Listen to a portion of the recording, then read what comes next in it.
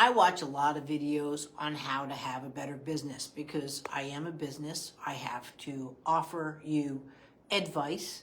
I have to offer you a service, and I have to have it set in a way that not only that you will understand, but you will find it comfortable for your situation. Now, everybody's situation is differently, especially when we're dealing with development. But I really saw something quite interesting today.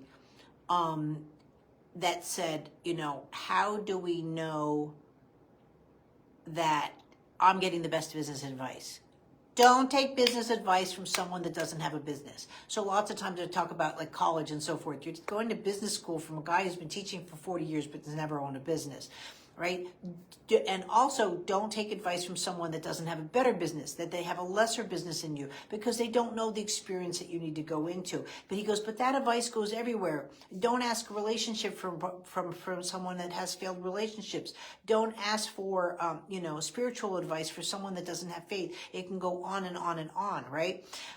I say the same thing about the babies. My biggest angst is, first of all, people don't post a video. It's usually a picture or just MRI, kind of thing, right?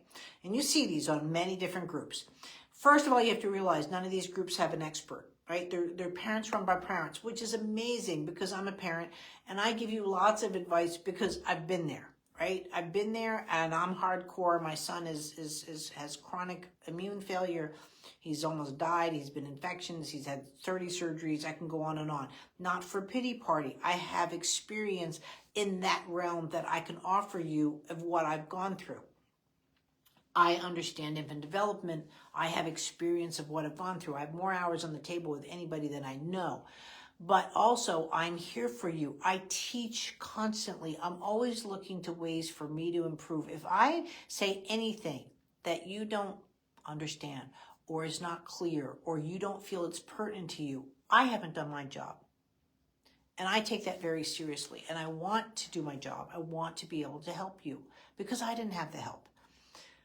I can't stress enough that this business advice is the same for your child. I see this all the time. Oh, my kid did that. Don't worry about it. Or I'm sure they'll be fine.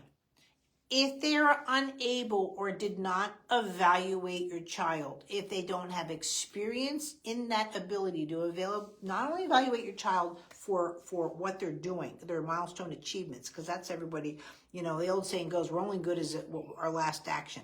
But I want them, what is their milestone availability? That's what you get here. You're not only learning of where your child's at, but where they're going to be, with or without input, right? That's why we talk about all the different ways of development, because your child's learning to have the necessary movements that they need to do what they need to do, right? But if you're getting advice from someone that has not seen your child, hasn't asked to see your child, is just looking off of a generic advice or looking at a report of similarities of an MRI, don't take advice from that person.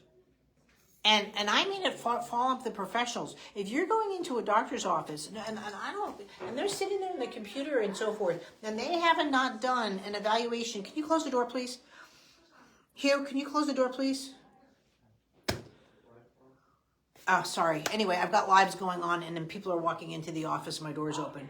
So anyway, please, guys, don't take this advice from people that have not seen your child, that have not worked with your child, do not know what your child is up to.